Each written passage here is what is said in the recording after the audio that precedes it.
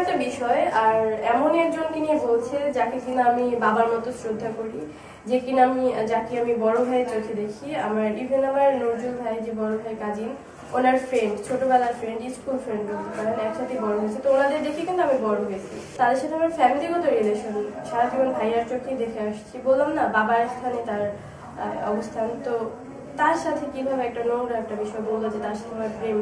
আসলে আমি তো ফিল্মে প্রেম করতে আসি নাই, কাজ করতে আসছি। আর প্রেমটা, হ্যাঁ, মানুষ প্রেম করবেই।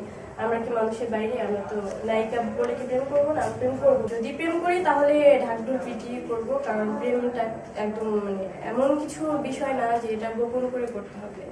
সাথী, আমি নামটা পরে জানি যে রানা ভাইয়ের ওয়াইফের নাম সাথী। অ্যাকচুয়ালি তার ফেসবুক আইডির নাম হচ্ছে শ্রাবণী পুষ্প নায়ক, হ্যাঁ এরকম। তো তার সাথে আমার ফেসবুকে কিন্তু কথা হয়, রীতিমতো চ্যাট হয়, চ্যাটিংও আছে আমার কাছে, আমি দেখাতে পারবো। হাই হ্যালো সবসময় হচ্ছে। আমি লাস্ট তাকে বললাম প্রায় 5-6 দিন আগে তার সাথে কথা হলো, নক করলাম যে হাই আপনি কি অবস্থা, তবে কতদিন দেখি না এসে।